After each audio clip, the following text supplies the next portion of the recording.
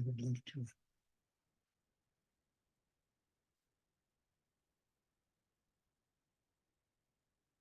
I have a question, Stuart. Yes, Alicia. Um,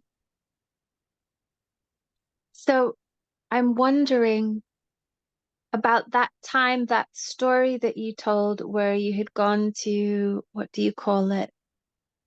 That place, Big English or something. No, the the retreat center that Rudy sent you for a break to rest, and you mowed all the lawn with some tractor, and then a guy was yelling at you for doing that, and you stood there and took it and just let it all, like, took the tension, surrendered. And I was just thinking about that and wondering, how did you know that he wasn't right? And that's not me saying that you were an idiot for doing the mowing, but I'm just curious because my issue in my life is that when I was small, a bunch of people told me I was a terrible person, and I've never been able to believe otherwise. And I'm just wondering, when you receive so much negativity, how do you know it's not true? You see, look, the negativity came because, first of all, the person was very tense. He was very tense. And when he started doing that, I knew he was using me. Whether he was right or wrong, or I shouldn't have been using the tractor, or, it didn't matter. He was dumping his tension. And I knew that at the end of this tension, there's a whole, I knew this guy, he was a friend of mine. And at the end of this tension, there was a whole other person that I really liked. And I wasn't going to get into a fight with him because I knew it wouldn't go anywhere. And I just listened. And I think that's most situations when people in their minds are right, they usually dump a lot of tension on other people, having to convince them they are right. And it doesn't matter if they're right. I mean, somebody, he could have just said, look, Stuart, we have a rule that you shouldn't be using the tractor. He could have approached me that way. And I said, okay, fine, I won't use the tractor. But instead, he spent 10 minutes literally dumping a lifetime of tension on me. And it had nothing to do with the tractor. It had to do with maybe he had a fight with his wife that morning, maybe, something that happened with his parents 25 years ago. I didn't know, but it had really nothing to do with the tractor. And I saw that, and I had enough inner development to recognize that, and to recognize that screaming back at him and trying to win the argument would not resolve anything. So I let him go, and I let him go. And at the end, tears came to his eyes. And he just put his arms around me and said, thank you. Somebody was willing to listen to him. All he wanted to do was get rid of that tension. And when mowing the lawn on that tractor, it brought all this up. And through my studies with Rudy, I learned what was really going on in the situation, what was really going on. And I had the strength in myself and the patience to understand, look, this guy's a friend of mine. He needs to get rid of something. And it had nothing to do with what I even did. It had to do with him dumping. And I think most problems that occur between people are that way. They use a tractor or this or that as a reason to dump pent up tension inside themselves that they cannot deal with. It was a very important lesson for me. Of course, it was, it happened before, but it was the first time it ever happened like that, where directly in my face, I had somebody screaming at me about something I did, and that wasn't really why he was screaming at me. He just needed some way to relieve the pressure that was building up inside him. So it saved a friendship.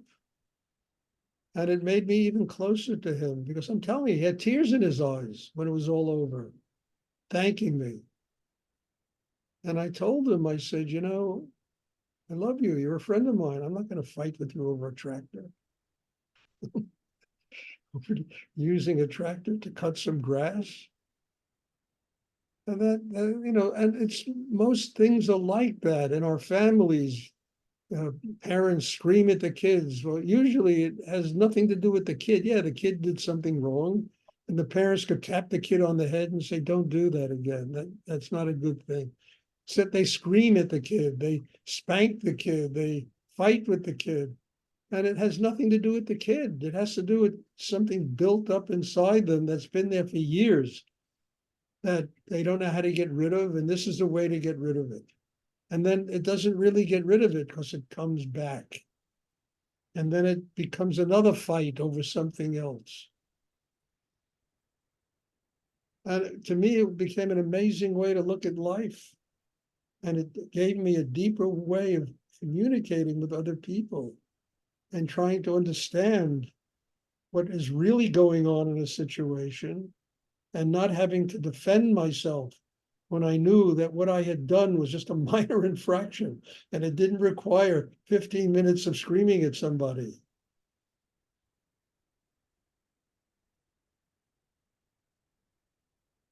I hope you understand that, Leisha, because it's really important.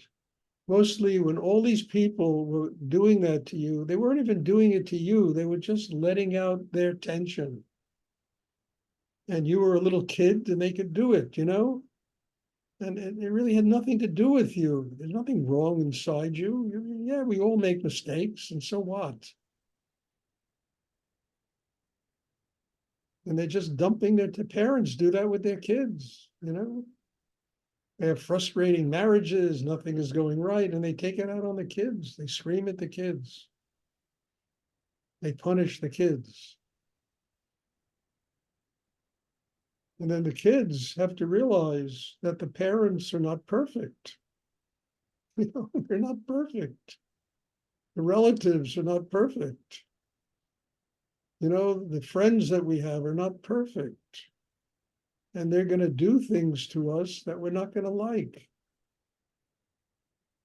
And not because we even did anything to them, but because they're just getting rid of their own insecurity, their own fear, their own problems that they've had, the crap that their parents did to them, you know?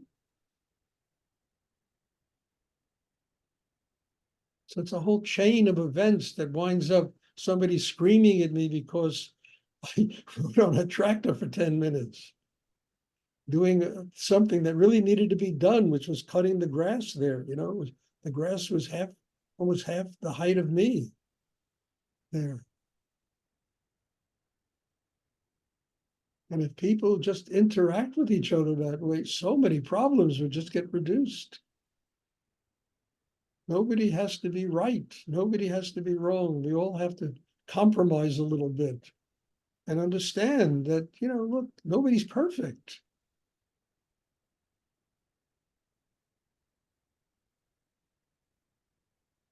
And to understand that our parents are not, we look up at our parents, they're not supposed to make mistakes. And they make mistakes all the time, you know, all the time. And yet we have some belief in us, crazy belief that they're all supposed to be perfect. And the parents believe the kids are supposed to be perfect. You know, everybody, you know, all this perfection just creates nothing but war.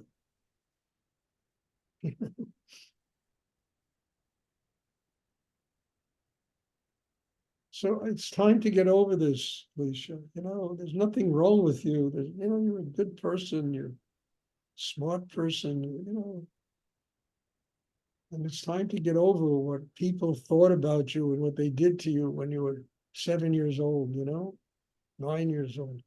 You can't allow this to cripple you for the rest of your life.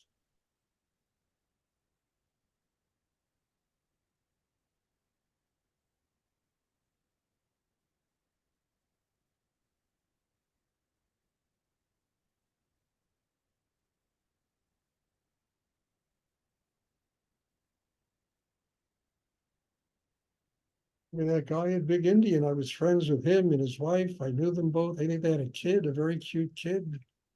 You know, I was friends with the whole family. I mean, they weren't my best friends, but I used to see them and always meet them and hug them and how you doing and how's life? And suddenly I'm being screamed at.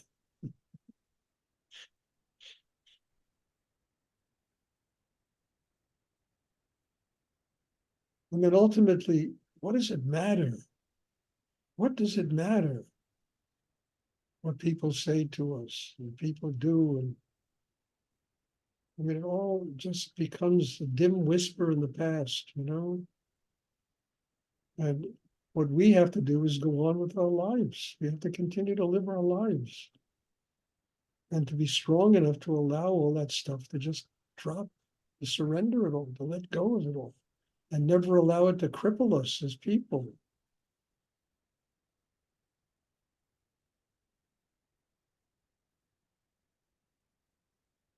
Now, I also knew that when I was younger, I needed to learn how to work very deeply inside myself. It's the only way to get above that kind of stuff and not to be haunted and taunted by that kind of stuff. Is you've got to get strong enough inside yourself to where you can just detach from it and not allow it to find a home inside you. No, not allow some idiotic self-image, to be taunted by somebody else,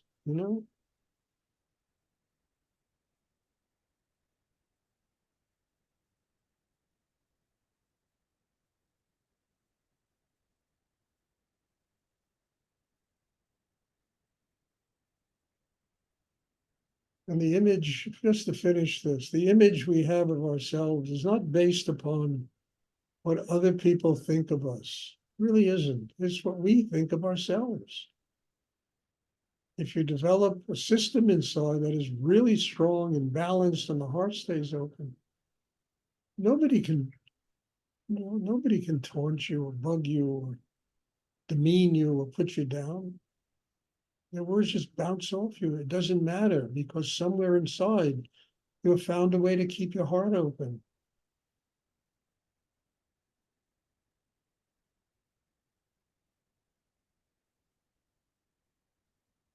Does anyone else have a question?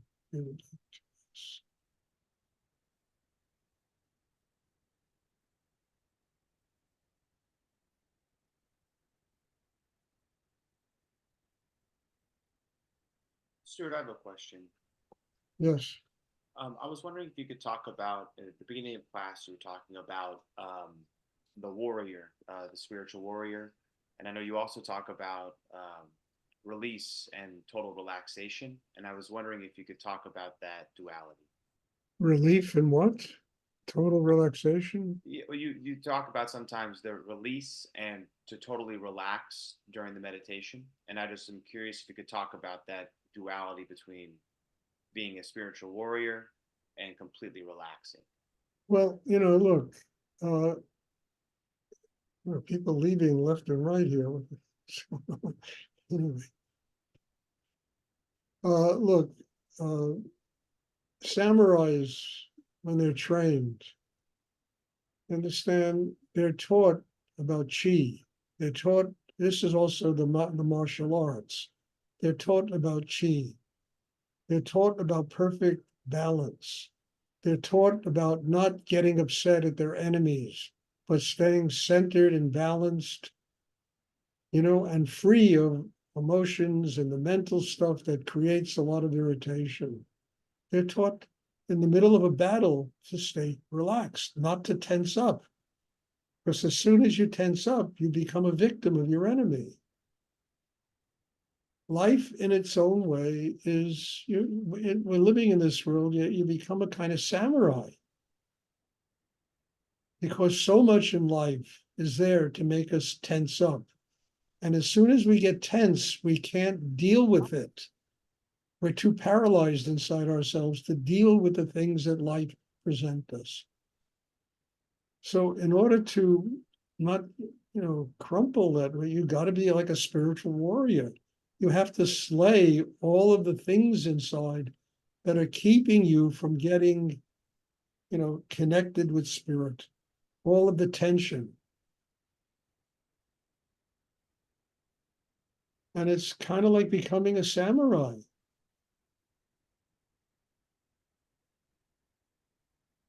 I mean, the greatest samurais were poets, they were highly cultured people, but at the same time, they were capable of that chi, not allowing their tension to interfere with the power that really is inside them. And in order to, do this, you have to become a warrior. You have to be able to slay yourself. You have to slay all of the encumbrances, the blocks, the tensions.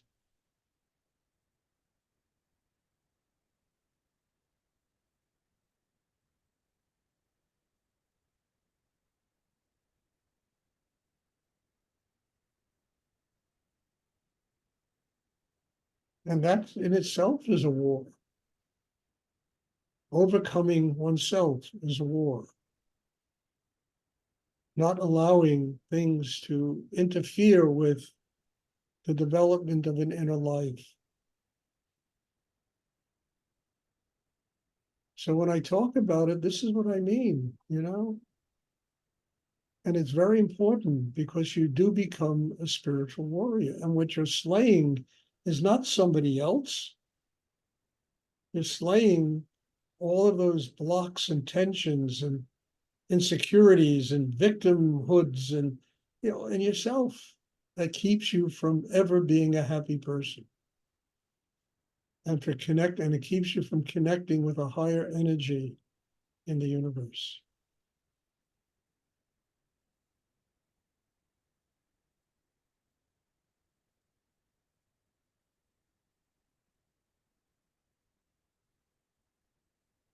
I mean, that to me, with all the wars that go on in this world and all the madness that goes on here, the greatest war of all is the one that goes on inside each and every human being. Because people would take that sword of wisdom and slay ignorance and slay anger and slay righteousness and slay fear.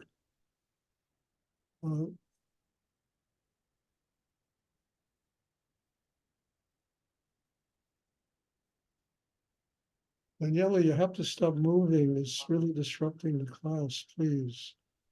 You understand, you have to slay all those things in yourself. Forget about other people.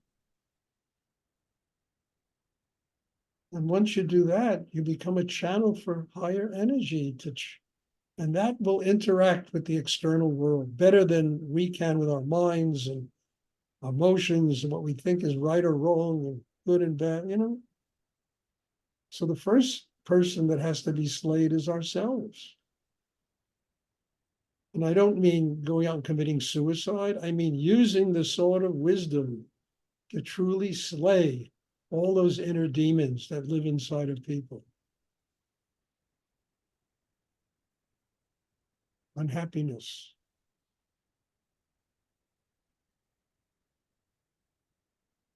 That's what this meditation is about. It's all it's about. I mean, used properly, that's what it does. And then it'll manifest as you live in the world. You'll see how it works.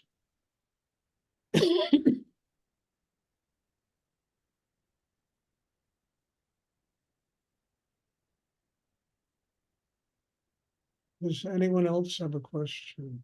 I mean, look, I've been doing it for years now, slaying Stuart. I mean, I didn't do this for you. I couldn't be sitting here and doing this with all of you. I mean that. All I would have done was get in the way.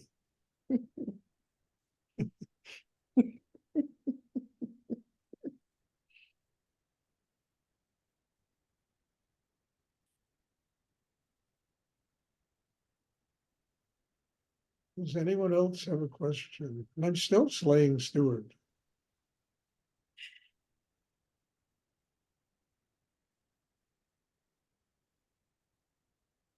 at least the internal part of me, that still gets caught up in stuff, nonsense, you know. Does anyone else have a question?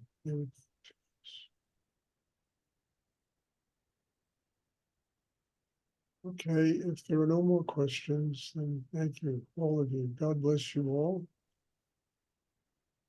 And greatest effort I can make is to find a place for every single one of you in my heart. Thank you. God bless you all. Thank you, Stuart. Thank you, Stuart. Sure. Thanks. Bye. There'll be a class on Tuesday. Thank you.